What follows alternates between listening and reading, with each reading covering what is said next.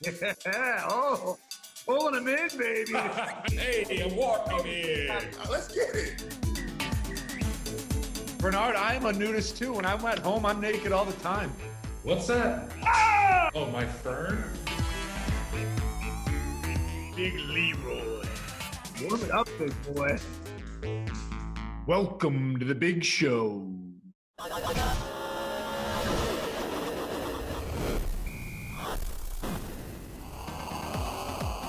All right, we're joined now by Clint Boyer, dear friend, huge fan of the show. He says he watches all the episodes, takes notes every time. You been to the pump station this morning, have you? Oh yeah, come on now, bright and early. Yeah. My biggest problem with all of the gym, Kyle, is the weights are too damn heavy. I mean, it's just as simple as that. Let's do some body weight exercises, Coach. So do you have any guesses as to what's behind my spare bedroom door, Dad? Probably a pile of clothes. I've got my camera equipment because I'm working remote with CBS, baby. I got my full studio set up. What do you think's behind my door? A hair care set. Oh. Look, I love the hair, man. But that's got to take some time to get out the door in the morning. Oh yeah, I wake up like this. Stop it. Hair is just Hey, little known fact about Paul, he's married to Miss North Carolina. In turn, I'm Mr. North Carolina.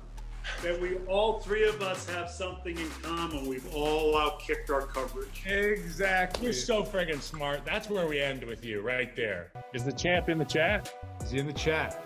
The champ is here. Got him. We got the champ, Right, baby. champ. I don't know how many beers I've drank in the past 2 days, but I'd say the number would have to be fairly impressive Basically, take it down to full keg by yourself. based on how I feel right now. The number is probably higher than it should be. I was slightly dehydrated after the race Sunday, so I had 2 or 3, and I gave some of the best interviews of my life.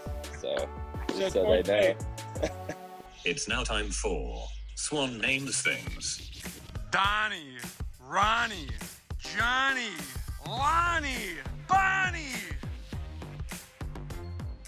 Terry, Dopey, mopey, sleepy, weak. It's Dave, baby. Oh, yeah. You can't trust a man that plucks his beard hairs. Paul once told me, I said, how'd you get that beard so perfect? He said, I pluck it. You pluck them? I plucked the line, man. You got to get this line right. You feel me? We are joined by our buddy, Dale Earnhardt Jr. I would asphalt Bristol. I wouldn't mess with this dirt mess. I wouldn't mess with that concrete. I'd We get got that it out of you. We got the opinion out of you. Got it big out man. of him. He doesn't like the dirt. I'd get that concrete out of there. I'd never not mess with that dirt, and I'd asphalt that racetrack. I'm telling Marcus Smith right now, Marcus, you're gonna asphalt Bristol sometime in your life. You might as well go ahead and do it. Eventually he's gonna come to his senses and he's gonna put asphalt on it and go, why did I wait?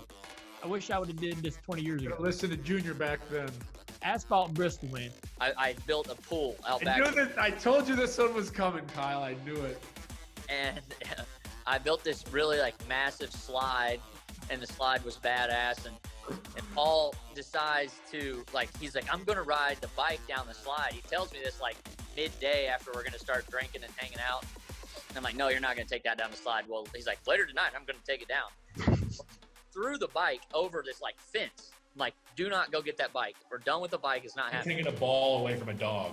Right. Absolutely. Just an obstacle that I got to get through to get the bike back. Come back out, and he is on top with the bike. He's already gotten it on top of the slide, ready to go. And as soon as I open the door, I'm like, no, and he just decides to go for it. Well, when he goes for it, the 2 wheels instantly, because there's water and the bike doesn't grip on the slick stuff, it goes about a foot and they just whip out from under him.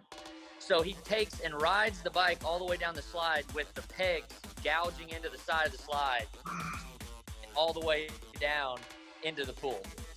Needless to say, I was not happy because I had 2 scratches on my new slide. Did he get the invoice? That's the only question. No, he just got the trash for a couple months. And you got the bad Paul. Yeah. Bad Paul. Not my proudest moment. I'm gonna go to Bathurst in Australia. That track, to me, is the most frightening racetrack on Earth. I drove around it in a rental car. We had a minivan with about eight boys in it. And we were all hung over, so we did all right. Oh, I love that. Follow the speed limit, I'm sure, up there in Australia. And my dad was actually big into baseball. He coached the scouting league for the Mets and was like real big into baseball. He was passing through the channels, passed by NASCAR. I made him go back to it one Sunday, and he was like, "What the hell do you want to watch that for?" And no joke. And so we watched it every single week. And a friend on our Little League team that I played with found out that I loved racing. My dad called me his little Jeff Gordon. And the guy was like, "Hey, we race at a local dirt track. You know, that's what we do on weekends. You want to come check it out?" And God, sure that's enough, awesome. that's how it happened. Who's the NSYNC wannabe? Amanda, come on, dude. I'm kind of offended because I'm more of a Backstreet Boys guy. So, bro, he honestly kind of looks like my dad. Not even gonna lie. We gotta make some phone calls, bro. Your dad scares the hell out of me, bro. Think he is nuts for nuts. This guy's aggressive. Dinky, double digits. Okay, somebody sent him an EMT. My God, tell the kid to spit it out.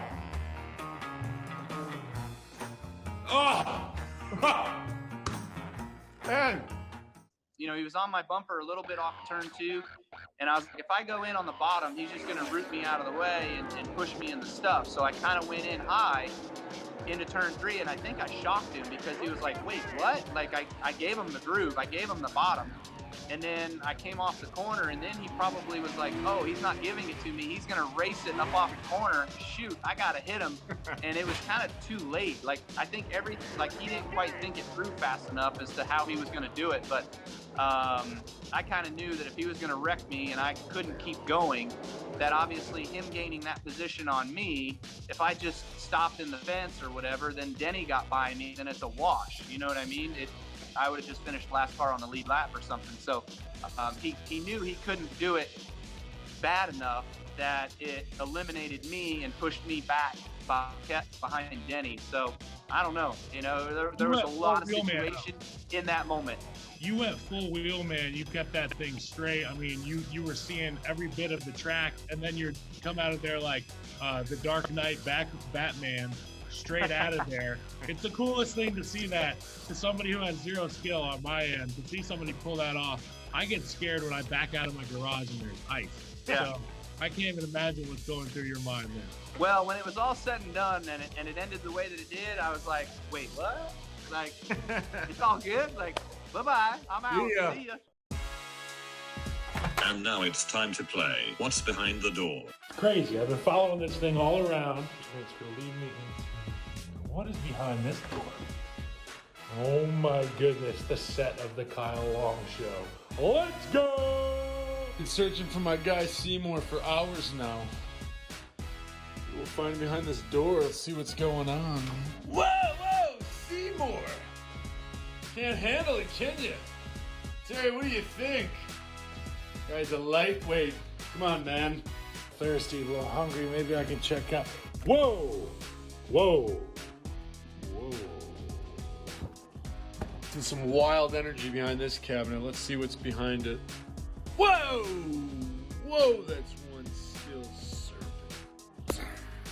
Okay, while we're on the topic of what's behind the door, I've got a curtain that I want to see. Oh my goodness! Big Cat comes out of the woods. To know that wild savage beasts could run out there and go whoosh, whoosh, whoosh, squish your face in, that scares me a little bit, Paul. And I'm a big dude. I can handle myself. Pretty devastated. I know you were crying yourself to sleep on Sunday night. I tried my best to console you. I did text KB and said, "You battle. I'm proud of you." So Kyle Busch out this year. Hope to see him do better next year. But you can still finish well. You can still go get a dub and end the dry spell. I was the Catman from Kiss, knocking off pit stops, banging and slanging tires, running around. It was wild. This is an incredible video. It looks choreographed to perfection. It's almost like you guys are professionals dressed as somebody else. That's exactly what it is. Spooky season, gotta love it.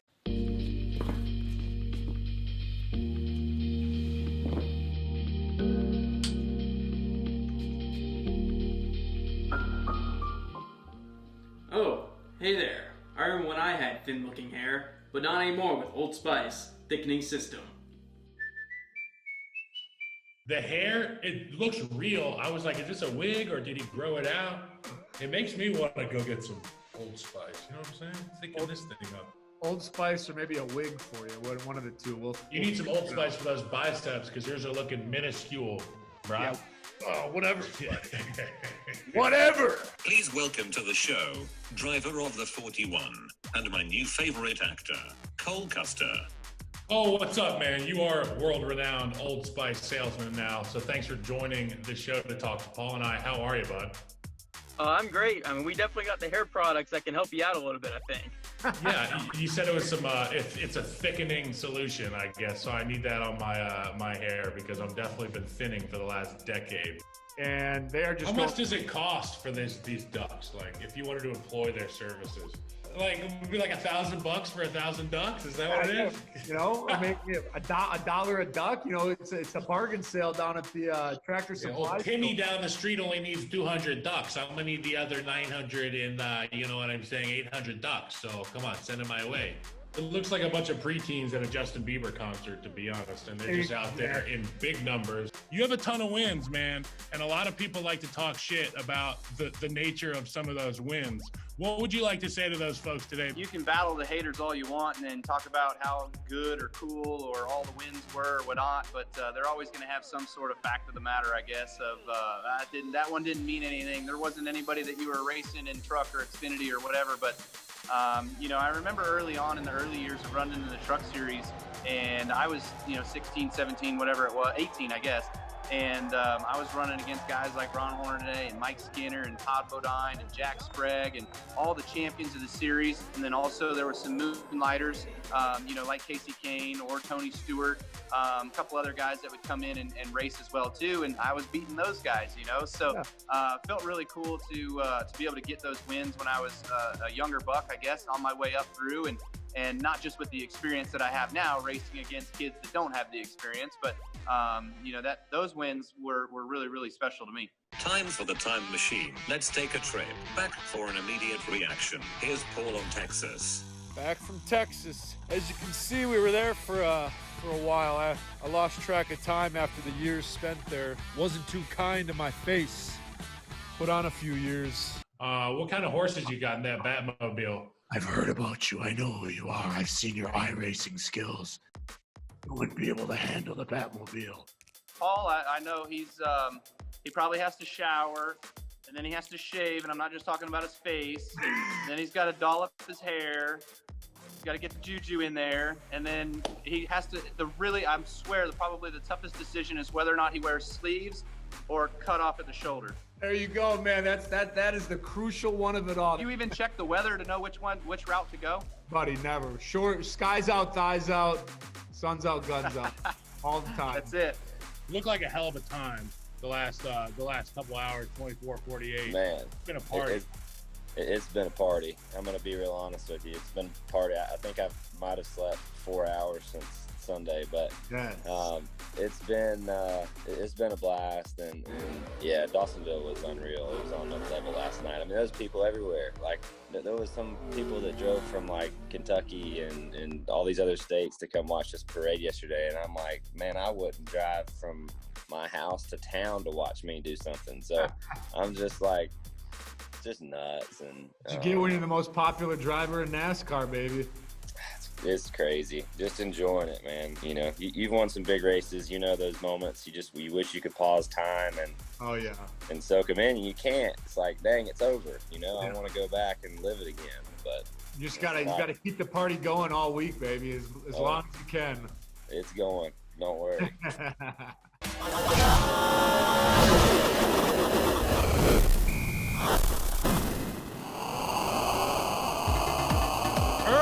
Perfect. No tattoos. You don't put a bumper sticker on a Ferrari, bro. Oh, yeah, here we go. This is my fantasy, all right? Your fantasy's pistachios, mine's pizza. You like auditors, Nick?